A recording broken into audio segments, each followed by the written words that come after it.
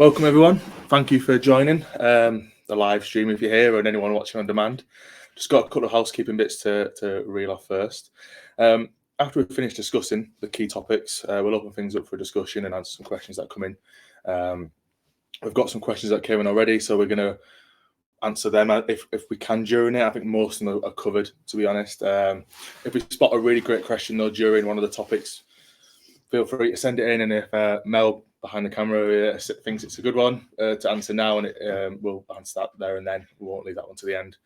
I think there's a box at the footer of your screen to leave a question, so if you've got anything, leave it in there. We're due to go about an hour, and afterwards it'll be on demand, so you can, if you want to watch it again, you can do that, and then it'll be sent on an email after to view it as well. So introductions, I'm Lewis Pennicott. I'm the marketing director at Cleveland. I've been here over 8 years now. It's my 9th year. During that time, I've worked with probably about 200 self-storers in the container world in that time. We had our own self-store site a couple of years ago. We filled that. We had 100 plus containers. We filled it in 6 months. But then we moved depots, so we sold that to a customer of ours. So I've got real life experience of setting up a self-store business and running it, etc. Then we sold it on. We've also got Gavin Shields, CEO of Stora and owner of Store Stuff. So Stora is like an online platform where you can take your bookings. It's your front website. It's everything. We'll go into that in detail more later. But we've got Gavin with us to get input from the remote management side of things and some real life self-storage management as well. So thanks for joining us, Gavin. Thanks for having me. No problem. So to start with, self-storage. For anyone who doesn't know what self-storage is, it's very simple. It's a flexible service allowing individuals and businesses to rent space securely and safely. Essentially, there's not much to it. That's pretty much it. It's an amazing industry to get into. You've seen people achieve 40% net profit returns annually on my own sites. Yeah. So it's very profitable, very simple, which you'll find out soon. And there is systems out there that can save you 90% of your time. So anything from your manual stuff like creating invoices, checking people in, and all that boring stuff. There's systems out there like Stora, which we'll talk about soon, that can do it all for you. So I mean that massively appeals to landowners and farmers who we go to Farm Innovation, which is shown in November, and a lot of people say there, I'm working on the farm, I've got other things going on, I don't want to be dealing with customers every day, I don't want to be letting people in. So there is systems out there, that time of security systems as well, and you don't have to meet your customer. You never meet your customer, do you, Gavin? No, we don't meet customers, no. And I mean, that what you've described there is the reason I got into self-storage. So 5 years ago, I was running a tech company and was always interested in developing some sort of a passive income. And self-storage 5 years ago, and really still now, it's still very early. And the technology is still sort of creeping into the industry bit by bit.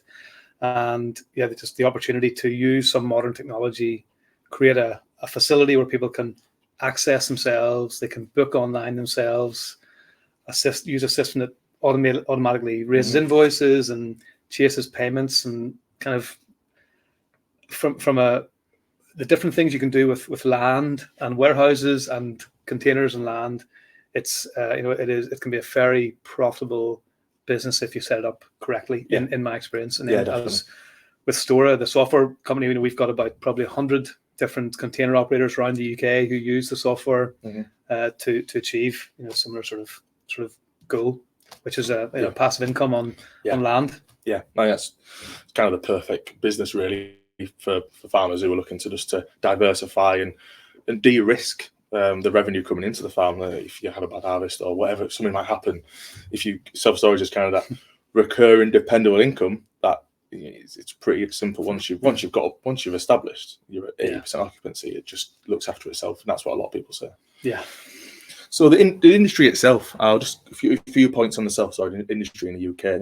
It's now £1 billion industry in the UK a year, growing every year according to the SSA, who's the UK's industry body. There's over 2,000 self-storage sites across the UK. It sounds a lot, but it's actually not. When you've got a good stat about America compared to Well, America has about 65,000 sites. It depends who you ask. 65 to 100,000 sites, and there are 7 to 9 square feet of self-storage space in the US per head of population, and in the UK last year at least it was 0.74. So there's a tenth of the supply per head in the UK versus the US, and the UK is the third highest in the world after there's the US, Australia, then the UK. So we're actually quite advanced in a way, but it just goes to show how much more room there is to grow. Massive, now we might never catch the US because they have boats and RVs and everything they're storing, but there's definitely huge amount of space for this industry to grow over the next 10, 20, 30 years. Yeah. And then since 2020, there's been a 31% increase in container sites. So container sites are on the rise. The ease of driving up to them, small businesses wanting to move away from being tied into 5-10 year leases on big warehouses. I'd rather just rent. I could rent 5 containers for the amount of same space, maybe, or 5-10 containers, and I'm not tied into a 5 or 10 year lease, and I can come and go whenever I want and drive up to my unit in a van. So there's a massive change coming with container storage, and the demand is definitely increasing. It's interesting as well, because whenever you talk about that sort of thing, you sometimes you might think, well, that sounds like if there's an economic downturn, if you've got flexible space in a downturn, often people will leave your space. So when it comes to offices or shared workspace, we've seen that a lot in the past couple of years, where a downturn comes along, and because it's flexible, people can leave, and suddenly you've got no revenue. But self-storage has been proven through 2007, 2009.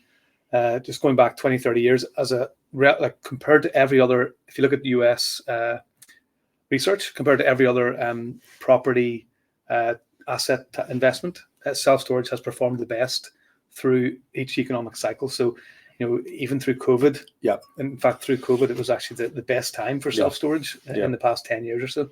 They do say it's recession-proof. That comes up quite a lot when you're talking to self-storers and why they've got into it. Yeah, it's definitely it's a pretty stable, solid industry now. Who knows what will happen in the future, but it's certainly historically it's gone well. Yeah. So we've put together kind of the 8 key steps that we think you should think about if you are seriously considering self-storage as a business venture. There's the research, the location, the planning, which is a very hot topic. We've got some good information on that. The systems you're going to use, the site preparation, the containers you're thinking about going to put on the site, security, and the marketing. So we'll go through each of these steps, and we'll hopefully educate you on what's best to do. So the research side of it, what you really want to look at is, we always think local population. So what's the size of your target market? There's a tool up there that we like to use. Gavin might have something different, but there's a website called freemapptools.com, and you can put a postcode in. You can draw a 5-kilometer circle radius in there, and it'll tell you the rough population of your area. That's a good place to start. The more people there, the more potential customers you've got. Have you got any input in that? How would you judge it? I've used similar stuff. So I think you probably come to this later, but people tend to use self-storage as close to them, so that they wouldn't tend to travel, say, half an hour or an hour to self-storage. So you want to really look at a population that's close to you, and there are free tools to use. And then for my first site and my second site, I took the local population, multiplied it by 0.74, or 0.7 at the time, to work out what is the potential square footage. So in my first location, I had 23,000 population, multiplied by 0.7. I think it was around 15,000 square feet of potential supply, and I opened up a facility with about half of that. So give myself plenty of room. Yeah. So that's how I use the population to figure out demand. Yeah, that makes sense. People normally don't travel more than 15 minings to their container site according to the SSA. That's what we normally say to people. So you want to be within that. Look within that radius, we'd say. Do things like assess your local demand. Look who's in your area. Go on Google Maps, put self-storage in, who's there, give them a call, do a bit of mystery shopping. What's your prices? What's your occupancy like at the moment? If someone's 100% full, that's great, because then you know there's demand there, and So that's something to think about. Yeah. Identify service gaps as well. Right, what are people doing? Like, is it 24/7? Is it 24/7 access? Absolutely. Is it like people are doing van hire now, and there are all sorts of incentives or USPs that people are doing. Yeah. What can you do that's different to your competition? Absolutely. And you might even find, there might be some indoor self-storage in your area. And what we see really is that indoor self-storage is quite different from a customer point of view to container storage. So even if you have a lot of indoor storage, if there isn't much container storage around you, there might still be a lot of demand there, because they are quite different services. Container storage often has the benefit of you can drive up to it. It's often it normally has lower running costs for the operator, so it can be lower cost to the customer as well. So there's a lot more. I would consider that, and then, as Lewis says, think about how you can differentiate. Like my first facility, I opened up quite close to a big container site, but my first site was an indoor site. So they were different, and actually that worked out pretty well. And then I also opened mine 7 days a week from 7 a.m. to 11 p.m. because people could access it with smart entry codes on gates, and that's another big advantage. So if you look at container sites today, some of them, if they've been around for quite a long time, 10, 20 years, they probably don't have a lot of the tech that's available today. And that's probably quite a big potential advantage that you might have if you do decide to open up a site. Yeah, exactly that. We've looked at several sites. You look at anywhere in the area and you go on someone's website. It's very old school, probably hasn't been updated for several years. You can't book online. I'm probably jumping ahead a little bit, but about 86% of the market now allow you to book online. I think the industry is very Amazon-esque, I like to say. Do you know, if I'm looking for a service, it's not complicated, so I know what I want, and I want to be able to just click now, book now, and just sign up now.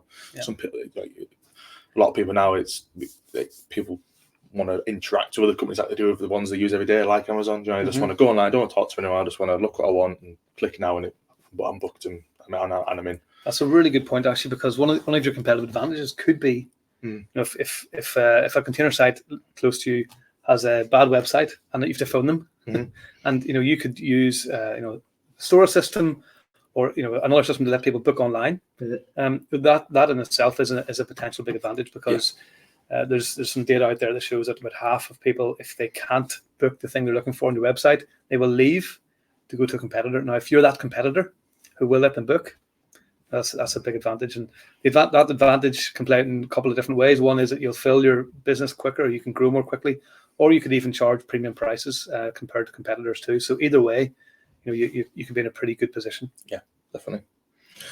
So that kind of leads into the next one, location. I've already said, 60% of people will travel less than 15 minutes to their site. So something to think about when you're in the research phase. But a couple of questions we got asked before the webinar was, am I going to be affected being in a more rural location and maybe not near a major city? Common sense would say yes, but actually what we've found, we've spoke to several self-storers who are farmers. One comes to mind is Scott's for Storage, and Len came in. He basically lost his farm in foot and mouth in the early 2000s and thought, what am I going to do? Anyway, he thought, do you know what?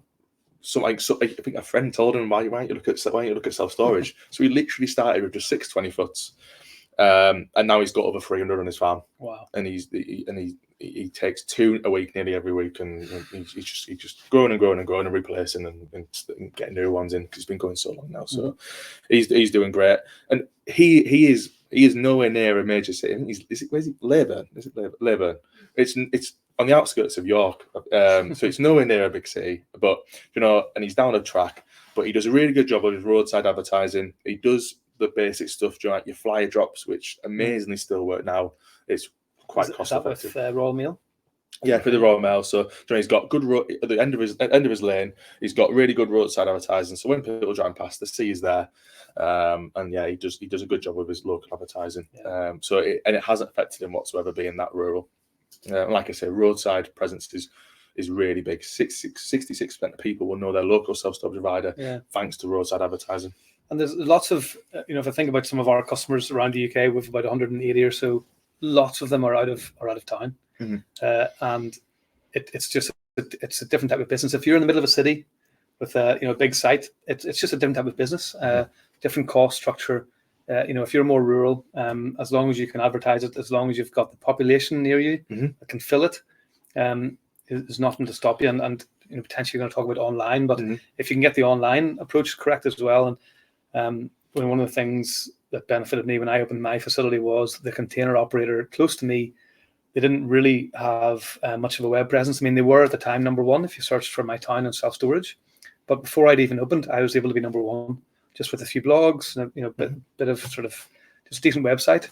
So that's another thing you can do is, as long as you're found online, that there's a significant amount of traffic that comes in that way, even if you are not in a prime site in the middle of the city. And it's very easy to get yourself visible online with self-storage. It's very localized. You get a good website like Stora, you get your keywords on there, like self-storage. One that comes to mind is iBox.store. If anyone wants to look at a Stora website that looks really nice, because I've done all the content and Matthew did the photography. iBox.store is a really good one to look at for like an example of a good website, because if you search self-storage in Barwick, they come top of everything on maps, on Google. They're the first couple of listings, and that's they've only been.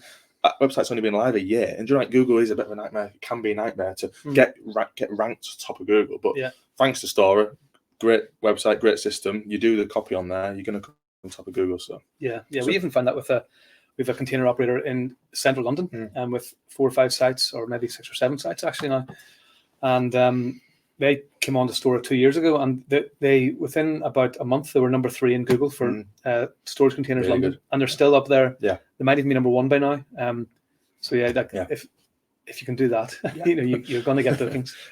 And one lastly on location, being rural, it's almost like an extra security measure as well. You're away from potential criminals and people who are going to see the site and hang around it and watch people put code, what's the code to the site and getting access. So it can be another security measure as well, being rural.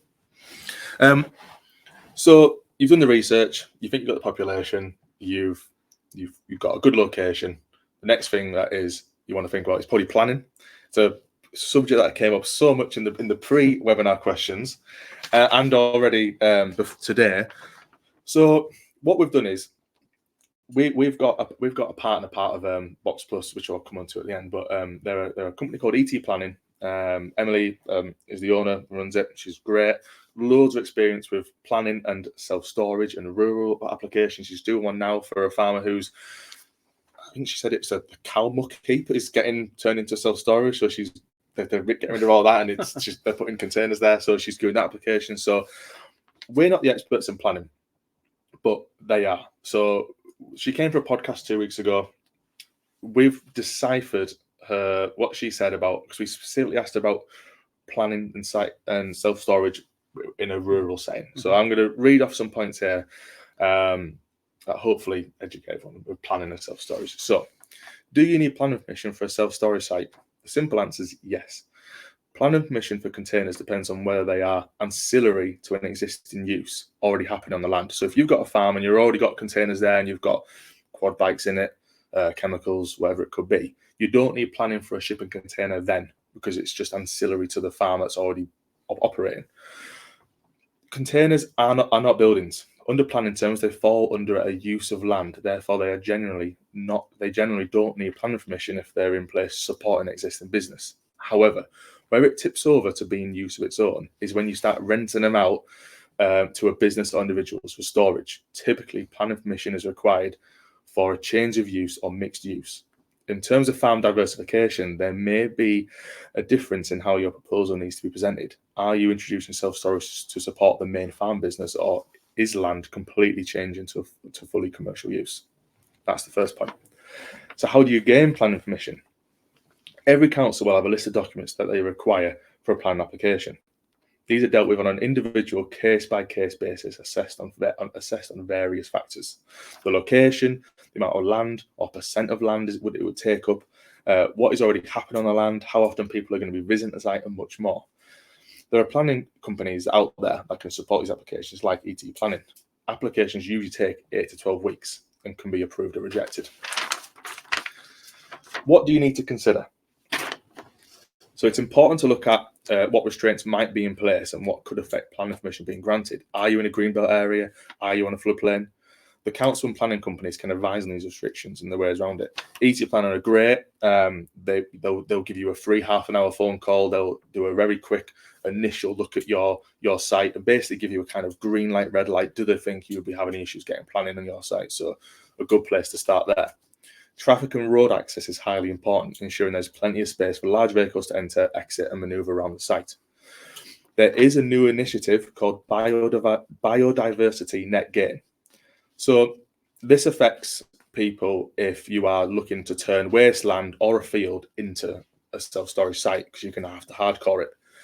You essentially need to, if you are planning on basically taking a field or wasteland and putting hardcore down, hard standing to put containers down, you're going to have to increase the biodiversity on that land by 10%. So that could be planting hedgerows, planting trees, bird boxes, pond, like anything like that.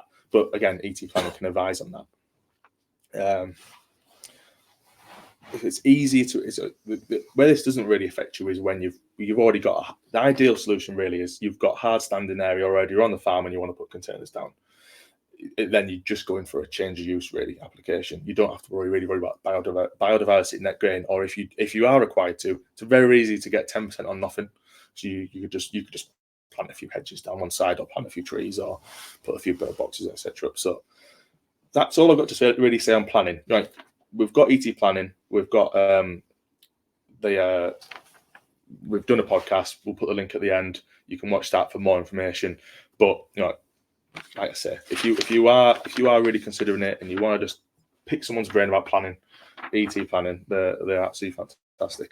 So I won't say any more because we're not the experts. So, but hopefully that has answered a lot of questions. If anyone's got any on planning, has anyone got any questions other than that? Has anything coming while I've said that? Are we okay? No, all good. Fantastic. You've answered every single possible question. Yeah, hopefully that's it. Everyone can just start putting lots of. You've saved thousands of pounds. So you've researched, you've got the location, you've got planning. And the next question we'd like to ask people is, how are you going to run that site? Is it going to be manned or unmanned? And us at Cleveland and Gavin, we're massive advocates for unmanned sites, because the cost of employing someone, say it's 30 grand, when are you going to get that back? And what they're going to do, I always think, especially when container storage, it's not complicated. You're not going to be selling really packaging to a container self-storage. So do you really need someone on site? Probably not. So that's when you look at unmanned sites, and that's where Stora comes in. So I'll let Gavin sort of give an introduction to Stora and what Stora can do. Okay. Well, I suppose the easiest way to do that is to talk about my experience of opening up my own site. So it was 5 years ago, and I found this location in a town. And the thing that interested me about self-storage in general at the start was that there are 750 towns in the UK with between 5 and 50,000 people in them. And that's 20 million people. So it's a third of the UK population. And most of those towns are really underserved for self-storage. So a lot of them might have containers, but not that many, almost none of any indoor self-storage. So I thought, well, what an opportunity to build smaller sites. And it's the smaller sites where you have to consider unstaffed sites, because just like you said, it really comes down to a return on investment. If you're going to spend £30,000 a year on paying somebody, great, but you have to be able to make back 60 or 90, and so they have to add that additional to what would happen without staff. So I started off at the very start thinking, I have to run this business without staff. So what systems do you need to make that work? And there's really, everything's grouped into, there's two groups of systems you need. One is, what do you have on site? So like the physical technology. So really that comes down to opening gates, letting customers open the gates themselves, and potentially opening up the doors themselves. So letting them access the facility with some sort of technology. And now there's a lot of different options there. There are about 8 or 9 that we connect into. So in terms of that side of things, getting people on, there are lots of solutions there.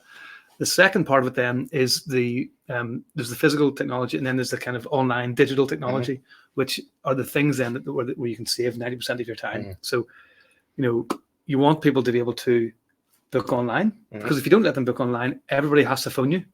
And then, for the first year, I took a lot of phone calls, and it's sometimes half an hour of a call. Sometimes there are 4 calls from one person to turn them into a customer. So if you let them book online, most of that will stop, which is a huge time saver for you and a huge time saver for customers. So it's a website that lets people book and pay online, automating invoices, connecting into the gate system, so that if somebody has booked online, you're not then checking your system and then creating a code and testing them the code, and having to deal with that, and then the code doesn't work, or maybe they haven't paid and you want to lock them out and you have to do something to the code.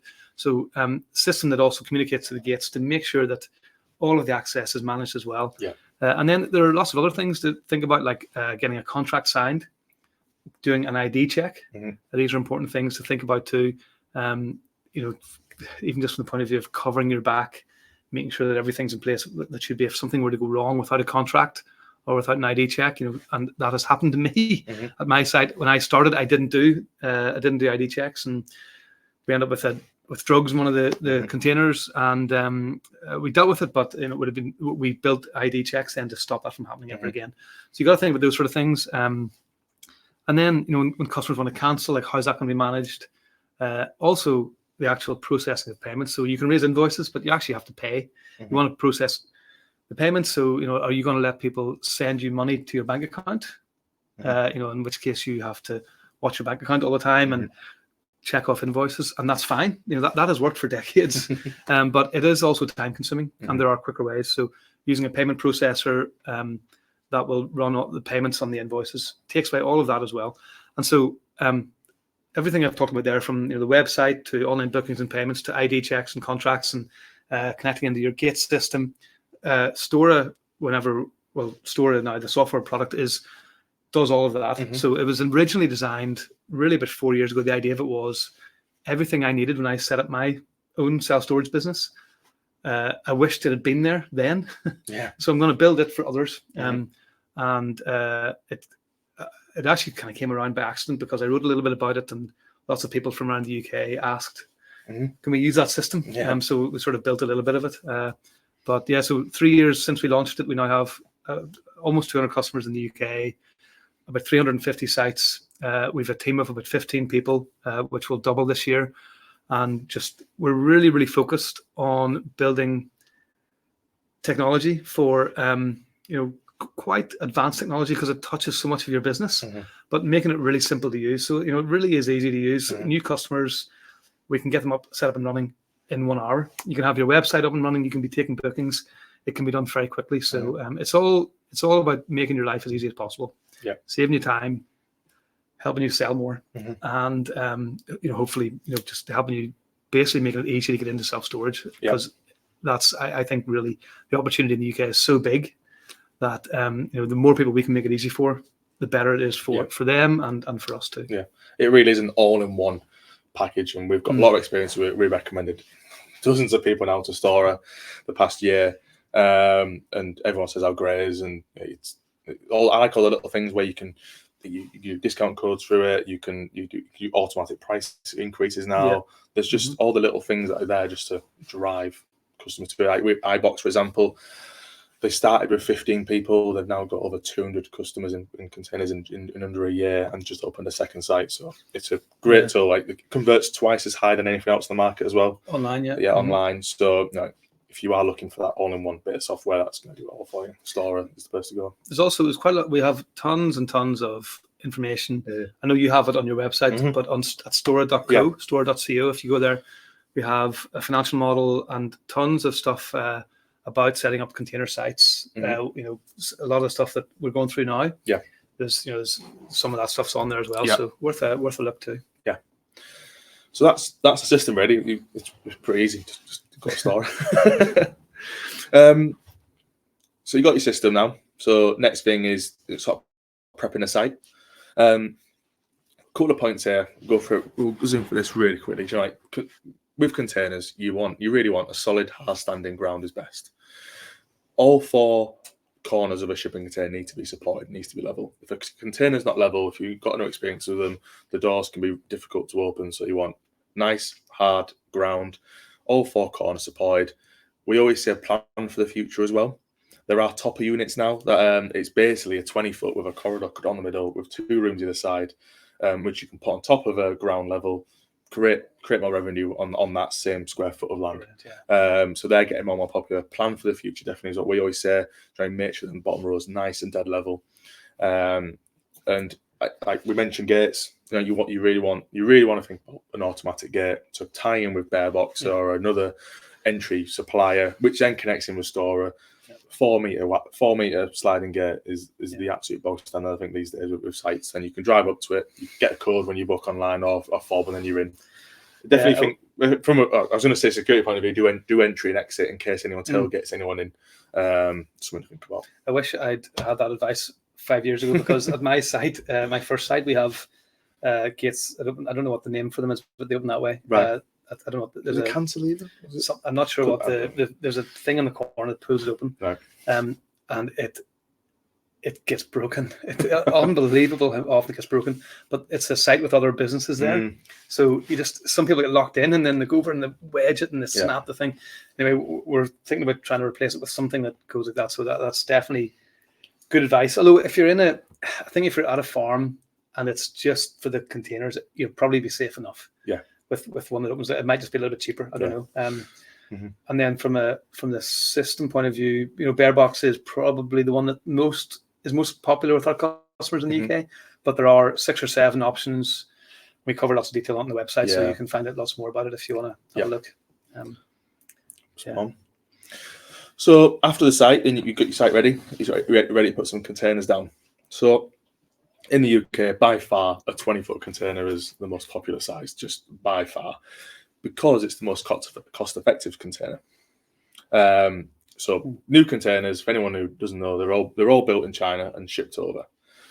A 20-foot container, when we buy it from the factories in China, is filled with someone's goods. It's brought to the UK, so we don't pay for the shipping.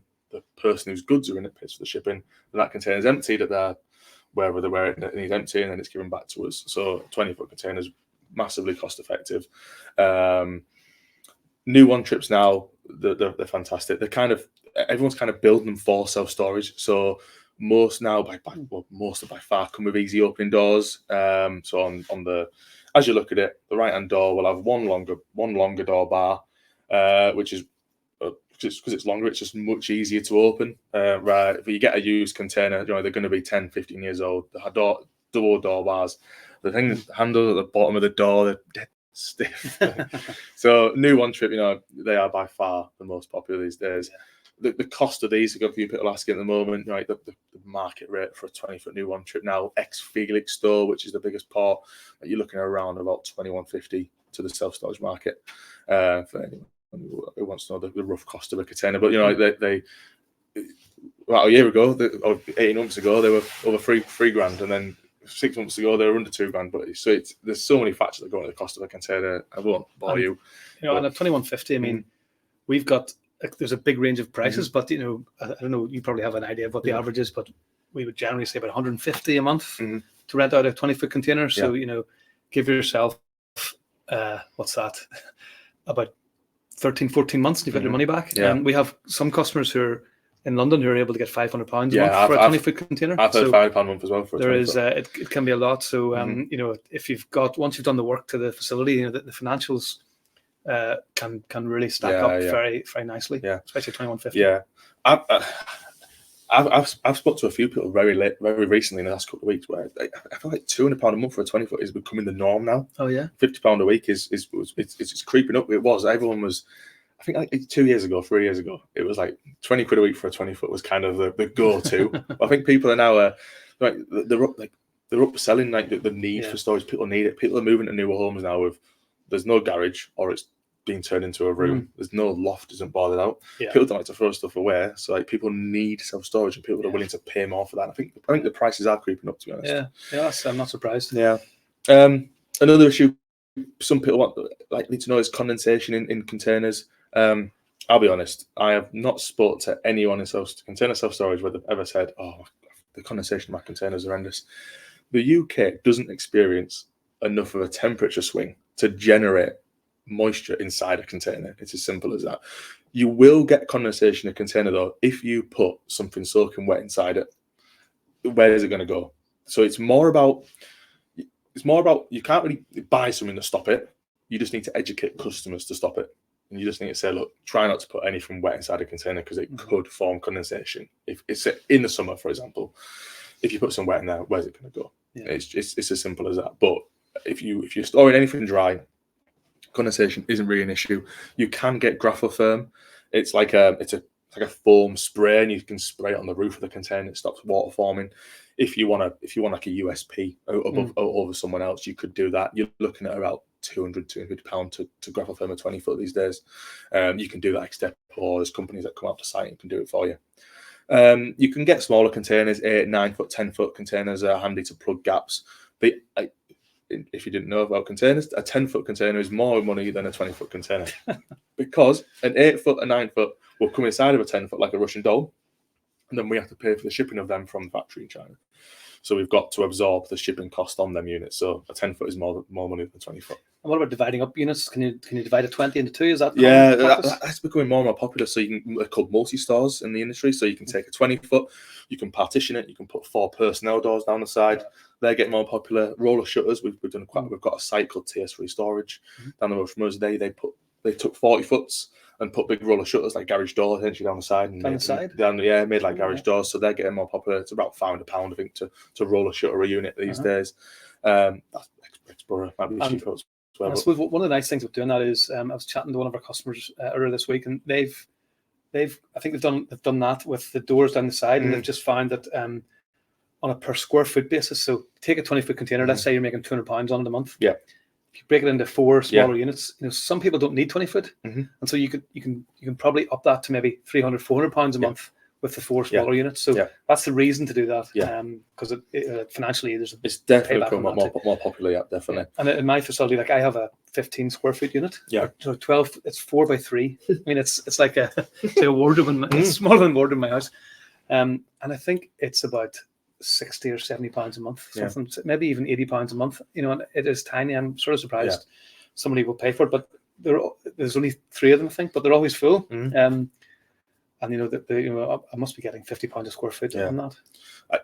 We speak to people all the time, and it's nothing you can't rent out. There seems to be no space which someone doesn't want, so it just go crazy with it essentially.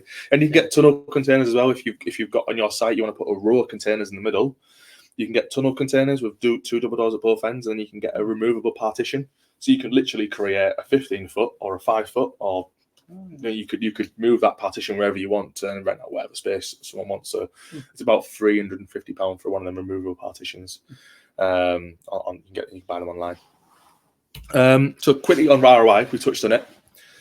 So we built a calculator a couple of months ago because we were getting asked, what's the return? What's the return of container storage? So we did a very, very simple calculator. And like I say, Gavin's got a calculator on Stora, but just very roughly for container storage, if you were, say you on your site could put 50 containers down and you were charging £50 a week and you were looking to grow at 2% a week, which is quite conservative from my experience.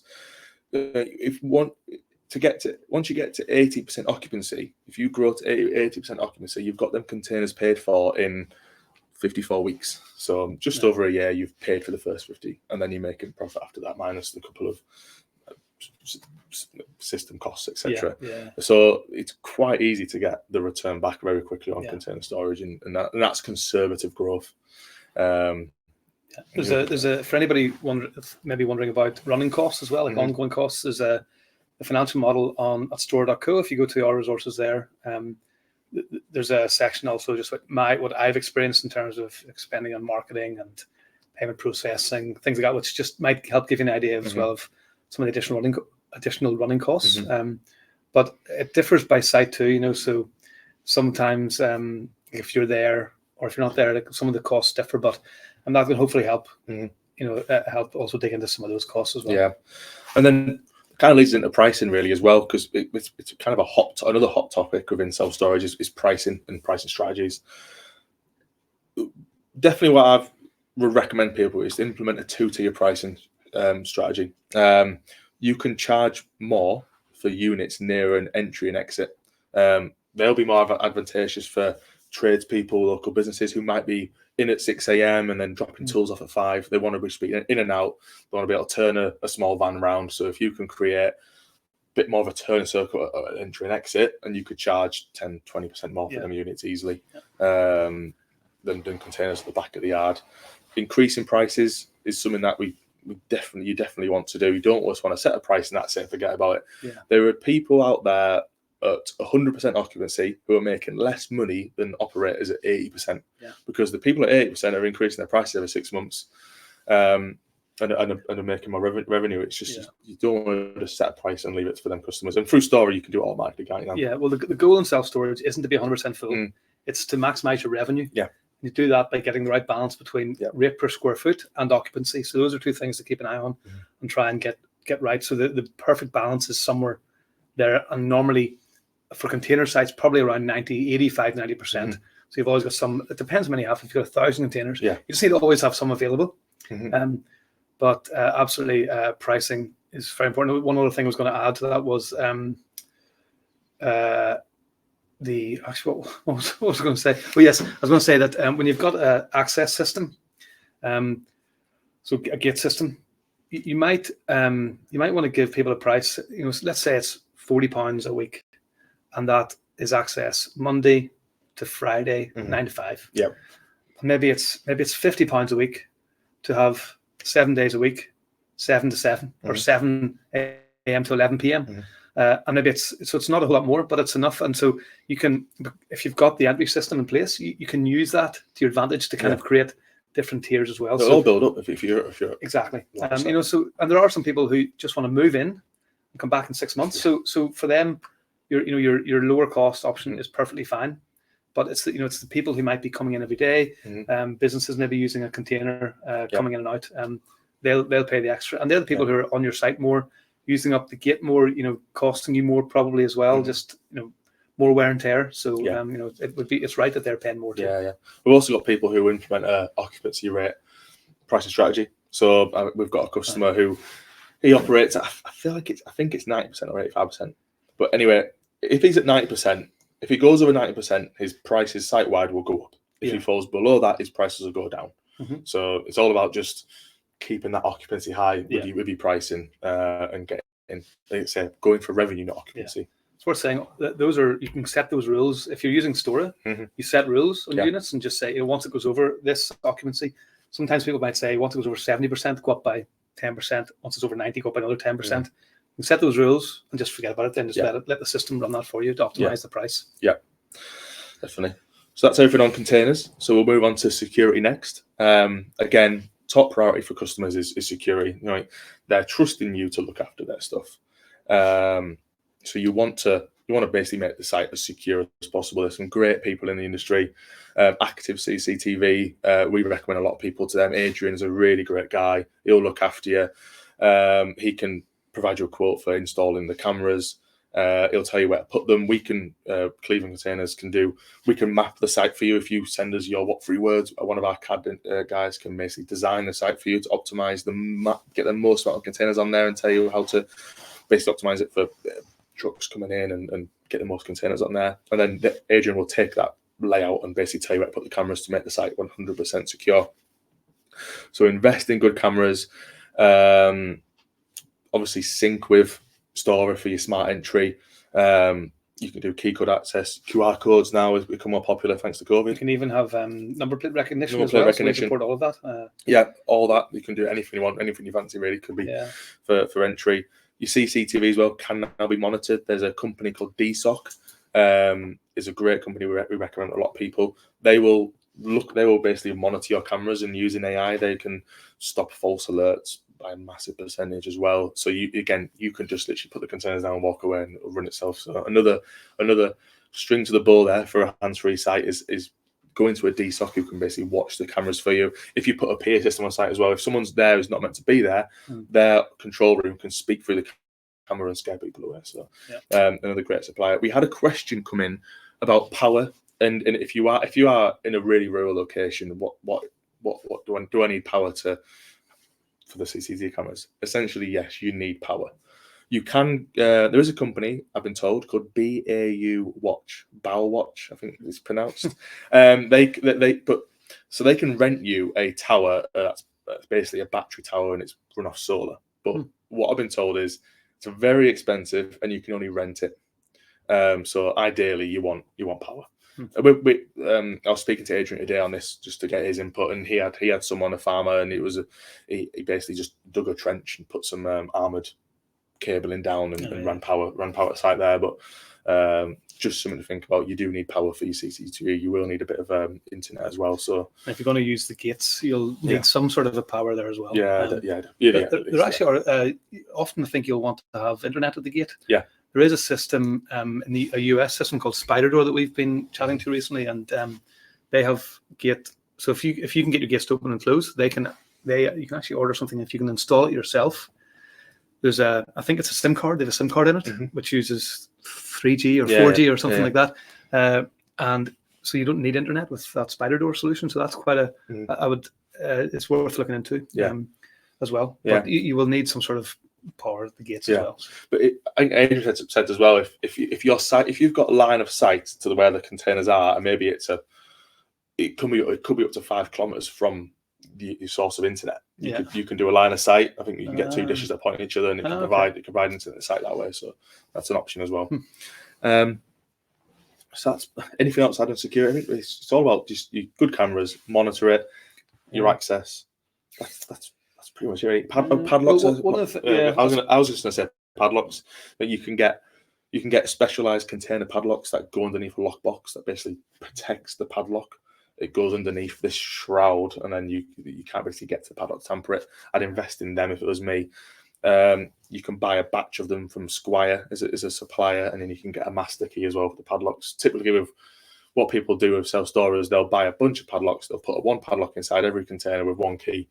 And then when someone books, there'll be a message on the email that says, when you turn up to your number, when you turn up to your container, there's a padlock inside, use that and put it back inside when you're done. And then you can keep a master key in case anyone doesn't pay, and you can get the padlock off. That's something from a security point of view, padlocks. Yeah. One of the questions that comes up a lot, well, so one of them is about that. So how do you if you want to let somebody move in without you having staff on site, how do you let them do that? Yeah. And so like leaving the padlock, it's the most common thing I hear about is having a gate code and then having a padlock sitting inside the unit. Now, there is a potential downside there, which is somebody takes the wrong unit or somebody dumps tires in the unit. So it's important for that sort of thing to have cameras. I was chatting to somebody, I think it was this morning actually, who has a container site, and they caught somebody dumping pads of rubbish into a different container. But the only reason they caught it was because they had proper CCTV in place and it was being monitored, and they phoned the customer. And the customer said, "Oh no, we'll just put it there temporarily. We're coming back tomorrow to get it." So they did come back and get it. But I suppose that's a risk. But another thing that people often ask about security is, if I'm not there, how do I stop people bringing in drugs, guns, or stuff you do not want in your site? And I suppose the answer to that is nobody can stop. Even a manned, staffed site can't stop. They're not going.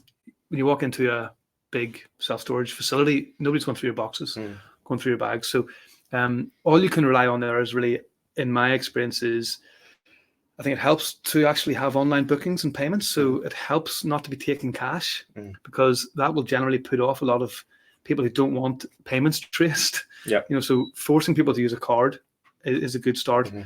Making sure you're doing a proper ID check. So that's why we built in bank level ID checks into Stora, making sure you have a contract as well in place that's signed by the person who's taken out the unit. If you have those things in place, you've done everything you possibly can to keep, to be secure from your point of view. And I did have, like I mentioned earlier, somebody disappeared, and we went in and there were blocks in his unit, and I had COVID at the time. It was during the middle of COVID. So my dad was over with his friend unloading this place and unloading this unit, all these blocks, and out came a bag of drugs. My dad phoned to say, and obviously I don't know how my dad knew there were drugs, but but then I just called the police, and they came and the police took them away somewhere, I'm sure. It was cannabis, so they had a pretty nice evening that night. Yeah, I'm sure they did. But yeah, we did everything we could do, I suppose, is the point. And that's the best you can do with that sort of stuff from a security point of view. Yeah. Oh, great.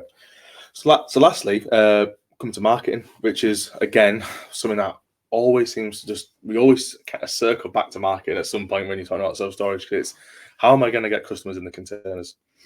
There is not one formula for success. I've spoken to countless self-storers now over the years, and they would all say something works for them and others might not work for someone else. It's all about trying everything if you're starting up and then see what works for you.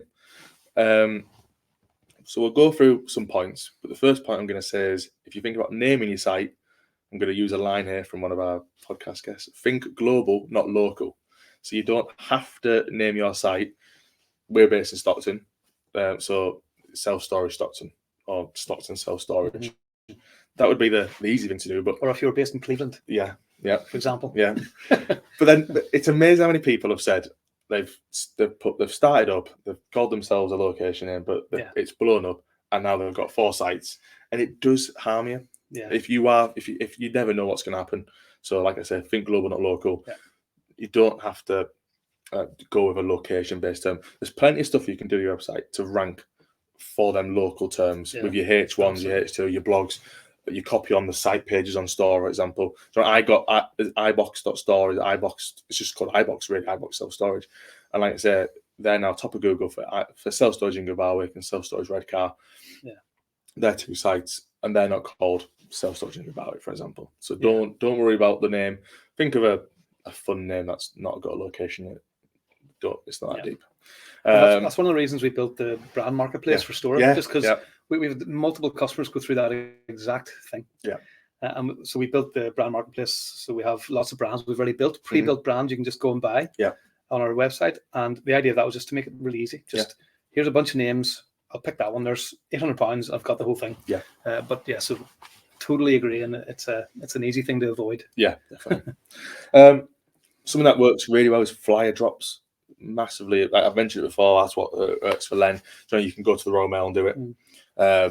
Create a flyer, go to them, tell the postcode your target, and then they'll basically do a flyer drop for you. I've done those for my sites as well. I'd create a discount code in Store, and then link that to a QR code on the flyer so that you can track the campaign back. Do 50% off for your first month if you sign up, and then you can see if the campaign's worked. If it works, do it every 6 months. Exactly. I've got to make sure and track it because I've done it twice. And it was early on, so I actually didn't track it. But I did see a nice little bump. But you can't be sure. If it's that. So if I was doing it again, I would absolutely 100% do that. Easy to do. Another thing, Google Business Profile is something that so many people I spoke to forget or don't do or don't realize they have to do. So it's self-storage is like if I've got a flat tire or any tires, I'll go to Google Maps and I'll put garage tire place in Google Maps. I won't go to like my Safari and search in Google because I need someone local to me. Same as self-storage. People will go to Google Maps and just type in self-storage, and that's when your Google Business Profile comes into play. So if you've got that well optimized, you get some reviews on there, get some images on there, make it look pretty. You're going to build trust, and you're going to come nice and high up that Google Maps ranking, and people will just naturally click on there and think, "Oh, I've got the website and have a look at these guys." Again, another way to get customers to your site. Does it help to be posting regularly on that, or does that not really make much difference? What I've heard is just reviews. Getting reviews on there helps. Google likes that these days. Google's really pushing its reviews. Really wants to compete with like Trustpilots out there. And Google reviews is doing a lot there. You can boost it as well. You can put a bit of money behind it, and I think it's literally pennies for maps. Yeah, for you can be a sponsored list on Google Maps, and it's literally pennies. It's pretty dirt cheap, and you can do all that through the Google Business Profile.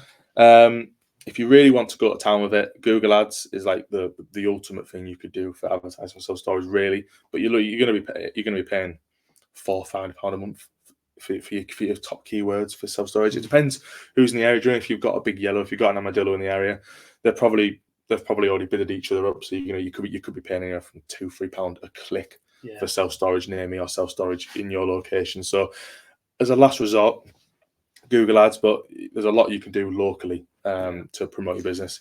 Invest in a good website, get the content on that, rank well organically is number one. Do flyer drops, and collaborate with local businesses. Like what I always think there's a massive opportunity with car washes these days. Car washes are such high traffic businesses in the local area, why not go and speak to a local car wash, give them a few £100, don't put loads of flyers in there, and every time someone comes and gets a car wash, give them a flyer, or give people a free car wash if they take out. Yeah, there's so much I was a special idea for me. I said it the other day, but that's what I do. I would look at local businesses which are high traffic, and can you put some flyers in there, or can you go to your local Screwfix? Can you go to your local B&Q and speak to them and say, look, can I give tradespeople a discount? I'll give them 3 months off if I can put some flyers in and give them a flyer. There's loads of things you can do locally to promote your business. I did as an example of something that didn't work. I did a open day one time, and I made the mistake of doing it in December, and I went and stood in my facility all day. The time I think I got the flu, so it was freezing. I was frozen, but I stood there and about 3 people came all day, and I got food and everything out, and I don't know what I was thinking, but I tried that.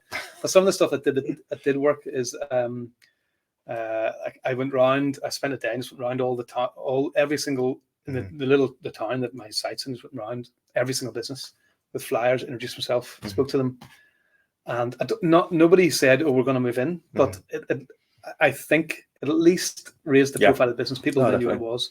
I also did an open day, and we actually had a concert outside in front of my self-storage facility when I opened, but and that actually helped as well. I think there's so much. It's a local business, isn't it? Really. Yeah, it really is. You just get as involved in the local business as you can. And things like Facebook. There's so many local Facebook pages these days for like the little community groups on Facebook, and they normally let you advertise on a day a week. So get in there and put some ads in there. That's free to do. Marketplace as well. A lot of advertising on Marketplace. Yeah. Again, it's free to do. So do a bit of Marketplace on Facebook, and just local stuff like the split between who uses self-storage. Is it more domestic or is it business? I think there's a massive swing where it's businesses. It was always, I think it was like 70-30 split towards domestic, but because of how you're not being tied into contracts, and it's more advantageous for small businesses to store in a container rather than leave stuff in a van overnight, for example, or store things in the garage.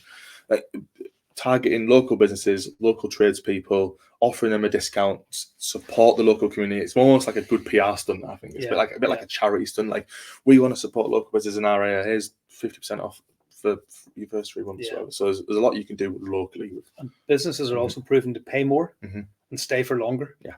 So it's a win-win really if you can bring businesses in, because one of our customers is the other way around. So 70% of his businesses. His customers are business customers, and stay for ages. And they use it. And, they're good customers to have. Yeah, definitely. That is pretty much it from us now. So hopefully we might have some questions to answer now. So go ahead. Firstly, roughly how often would customers be driving to and from their storage units? I have holiday lets close by, so I wouldn't want the guests disturbed too much. There's very little data on that. Well, I have some from my side. But if you go ahead. What I've heard with container storage, an average once a month per customer. It's the complete site-wide average. That's what I've heard. But you, well, I have data because my sites have gates on them, so I can see all the coming and going. So on average day, we have between 2 and 4 people visit the site, and that's move-ins, or it might be a move-in, it might be a move-out, it might be somebody coming to get something out of their container. So it actually is more or less dead, because that is, for a warehouse in a town, it looks like the place is completely empty because that's so rare. Yeah. So it's not very much. Yeah. Can you put lighting and electrics in containers for better visibility during winter? Yes, there's a self-storage we sell to Beyond Self-Storage. They put lighting, electrics, and a dehumidifier in every container. Depends if you've got the ability to do it, you've got the power there, why not do it? It's not essential, it's quite rare, but yeah, why not? Or you can get magnetic lights that you can stick to the roof and then press it and it'll come on, battery powered. What about, is there a risk that I've always been just wary about putting sockets into a unit or any sort of power in case somebody was to use it without somebody could grow something in there, for example, under lights. You're a problem. I've just finished watching a TV show. I've just finished watching Gentlemen on Netflix, which is basically all about growing weed. Anyway, it's not a documentary. It's educational material. No, But how do you? I don't know if that's something you've ever come across, because I have a few units that had plugs in them from before, and we just turned off the power into them. But I've also had a couple of units where I've put in. You can get meters and actually have metered units where you can charge people for the electricity. But there's manual. You have to build them manually. I just think it's just totally up to what you want to do on your site. Yeah. I mean, there's Clear Storage, I think, as well, who do lights in it at least, or some electric stuff. It's totally what you want.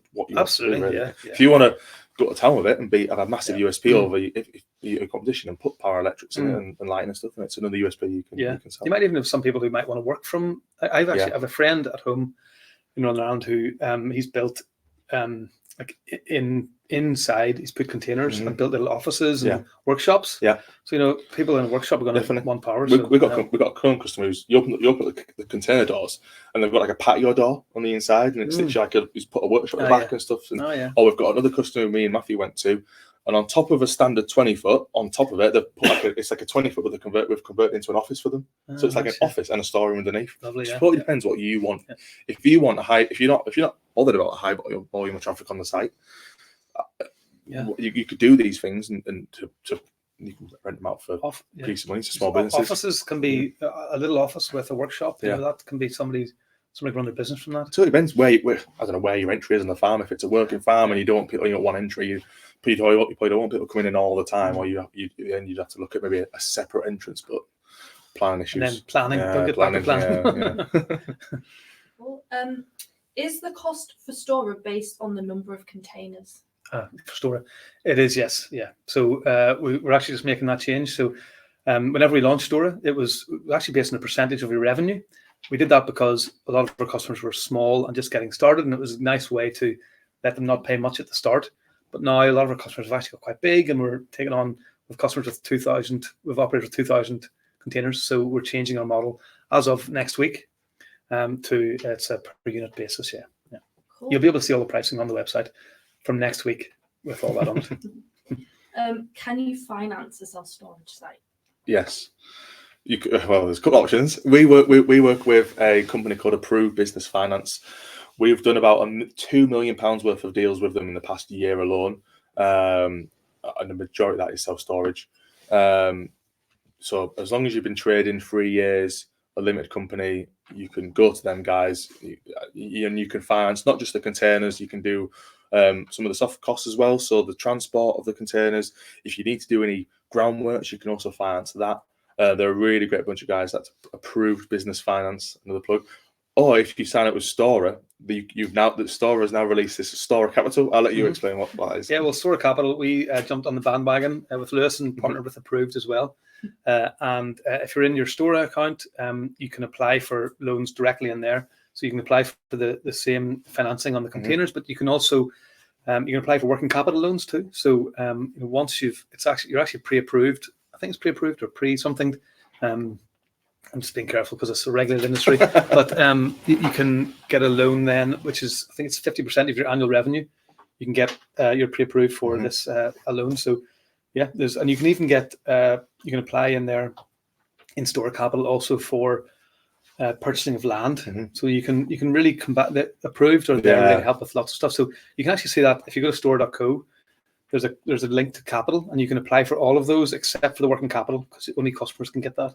Yeah. If you're a customer in your account, you'll be able to apply for that too. Yeah.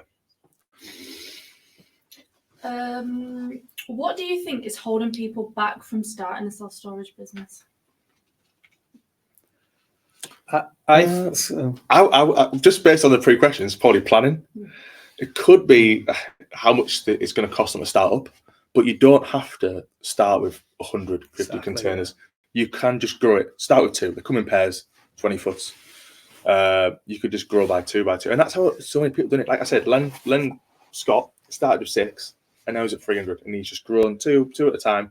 Yeah. He's never had anyone where people ring up or people inquire and they go, "Oh, have you got any containers?" He's like, "Well, not at the moment, but I can get one by next week, because you can get a container delivered within a week." And he's never had anyone goes, "Oh no, it doesn't matter, look elsewhere." They're like, "Oh yeah, it's fine, just let me know when it's there." So you can just grow at any rate you want. Yeah, I think the only thing I would add is, like, starting any business, it's a risk, isn't it? And so you're trying to assess the risk, and Absolutely, 100%. The best, one of the nicest things about getting into container storage is you don't need to go and make a £50,000 investment. You could just get two and just set up a store website. I think our plans start at less than £100 a month. So there's enough to kind of get started at least without going and investing tons in websites and payments and everything else. And I mean, my first site, I put in £200,000, but I initially put in 100. That was for an indoor site though, so I had to put in. It was harder for me to put in less, but the 200 I put in within about a year and a half, 2 years, it was kicking out about 80,000 a year. So I was making a 40% return on that, which is obviously a fantastic return. The same thing can be achieved with containers, but you don't need to make. I think if you can go ahead and put in 300 containers if you want, no problem. If you've got the funds and you've worked out, you're prepared to take the risk. But if you want to just dip your toe in slowly, I think I would say that's the main thing stopping people is just assessing the risk. Yeah. And the best way to do that is just give it a go. And I think with the Cleveland setup and the store system, I think you can kind of give it. You don't need to go and build gates even at the start. No. Forget about all that stuff. Just get a couple of containers. Put up a website, see if you can. Don't even do a website. I'm talking myself out of business, but just set up Facebook Marketplace. See if you get a couple of phone calls. Yeah, you can get started that way. Definitely. What do you do about insurance for protection of customers' goods? Well, shall I? You don't. So we've been dealing with this for the past sort of 6 months with one of the big insurers. So it's up to you if you want to sell insurance or not. Lots of people don't. The reason lots of people do, there are two big benefits. One is if something does happen, like I suppose for containers, the big risk is break-ins, I guess. If you've indoor storage, the big risk is fire. The whole place burns down. So if you've got risk of break-in, if you sell insurance to customers, then you're covering yourself in the event of a break-in. I had an issue about 4 years ago where we had a leak in the roof, and somebody's stuff, a couple of customers' stuff, got soaked and destroyed. And the moment they found out, they turned to me and said, "Right, Gavin, how you're going to replace this stuff for us?" There's an assumption that there's stuff because it's in your place that you're in charge of it and you're responsible. And in reality, actually, you're not. So it's important. I think you cover yourself from that point of view with insurance. And then the second benefit is it's typically about 10% additional revenue, and the profit margin that can be about 80 to 90%. So those are the two benefits of selling insurance. But it is worth saying the way insurance is being sold at the moment in the UK is changing. So it's gone from insurance sales to a thing called protection. That's with a company called Basil Fry. Basil Fry, one of the biggest insurance brokers in the industry for self-storage. So if you do want to sell insurance, I would talk to Basil Fry. They'll talk you through it. They have a contract you can use, actually a contract specifically for store customers as well. And they'll keep you right, and we'll keep you right as well. Do you have any tips on how to manage challenging customers? Kick them out. Wonder perhaps if that means maybe if they're not paying on time. Is there anything that can be done there? Well, if you get store and you get your smart entry, if someone doesn't pay, they're automatically locked out, aren't they? Yes. And then they start getting alerts to say, make a payment or you're not going to get in. Yes. And on top of that, if they're paying by card, we have an automatic retry process, and you can set that up so that it uses AI to pick the best time of day to try the payment to maximize the chance of that person having money in their bank. So it tends to keep missed payments low, but it does still happen. People cancel a card, so it can happen. So I think if you stay on top of that, there's also, if you are a member of the Self-Storage Association, which is a great association to be a member of, they have a process. Actually, it's a 60-day process that they recommend you use. And if you follow the timings in that, you get to day 60 where you evict the person. And you can then, at that point, as long as you have a contract in place, the importance of contracts. I used to think contracts were a waste of time, and now I'm an evangelist for them. But if you have a contract in place, you can get rid of the stuff, and actually you can auction it off. Yeah, there's companies out there. There's companies out there. You can take a photo of the unit, and literally they'll list it on their website, and then someone will bid on it and come and take it away for you. Yeah, my experience of it is, somebody hasn't paid for 2 or 3 months, they're never going to pay. So you've got to, whenever you're close to full, you can't let that sort of stuff kind of linger, because you're going to end up with 10, 20, 30 containers full of rubbish that nobody's paying for. Okay, just a couple more. What is the position regarding business rates, please? Yeah, it's a tricky one. Like what we say is it's different for every council have a different take on it. I think there is a change coming. I think for 2025 where it's going to be. I think at the moment, generally, it's by how much space are you renting out. I think it's moving to a per unit basis by 2025. That was the talk last year at the last year's conference. But again, it's something you need to speak to a local planner or someone in the local authority would advise you on that. There's normally normally you can find local kind of consultants on planning. So Northern Ireland I've found one and I've used them quite a bit. So I'm sure it's different by county, probably council. Great. And lastly, where can I find out more about the partners and suppliers you have mentioned? So I'm going to plug Box Plus right now. So about a year ago, we created Box Plus, which is like an all-in-one solution, help someone get started in self-storage. So Store a part of that, massive part of it. They can supply, like we said, the system. And we've got all these other supplies part of it. So you've got your active CCTV, we mentioned, DSOC, we've got YBA PPC, PPC, and approved for finance. And all these suppliers will have basically said, because you come to Cleveland for the boxes, we'll recommend you there, and then you'll get a discount from all these suppliers. So if you are interested, hopefully in the resources bit of this webinar, there is a Box Plus brochure flyer in there and a cheat sheet. Take a look at that.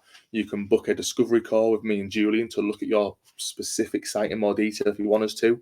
So you can book a free call with me and Julian. We'll look at your farm or your land or your site, wherever you want to start up, and we'll see how many containers we can get in there. We'll do you a free plan, and we'll basically talk through in more detail specific to your circumstances and recommend who we think you want to speak to next. So it could be we'll recommend you to Store and you'll go and do a demo there of their system, or we'll put you in touch with Approved and you can speak to them about finance. So if you are really considering it, like with Box Plus is kind of a really good place to start, and we'll recommend you to all the best industry suppliers who can give you everything you need to get started. And I think that's probably it. If as well, I mentioned it briefly. We have got our own podcast, Chatterbox. Like I said as well, we've just released one today, a planning one. It's called Planning for Success, and it's about half an hour, and it's got Emily on it. And we literally talked about planning for the full half an hour, and we specifically went into a lot of detail on farming and rural areas and planning. So if you want more information on planning, check that out. And there's loads of other podcasts on there. Gavin's done two. We talked about Store a lot of time, but we've got one on security, we've got one on PPC. There's loads of podcasts on there. So if you are interested in self-storage, Chatterbox, they're on Spotify, they're on YouTube. It's a little yellow logo of a container that looks like it's a speech bubble. If you want to search for Chatterbox. So that's it from me. I want to say thank you for everyone who tuned in tonight or is going to watch on demand. Thank you for Gavin for coming over from Ireland and helping talk about all things Store. Thanks for having me. Yep, no problem. Like I said, the webinar is recorded and will be available soon on demand. You'll get an email to let you know when it's ready for viewing. I hope the time you spent with us today has been beneficial and you've got a greater understanding of self-storage, and it is something you're thinking about doing. And if you are, like I said, check out Box Plus, check out Cleveland, book a discovery call with me and Julian, and we can look at your site in more detail and recommend who to speak to next. Huge thank you for everyone joining. Good evening, good night. Thank you.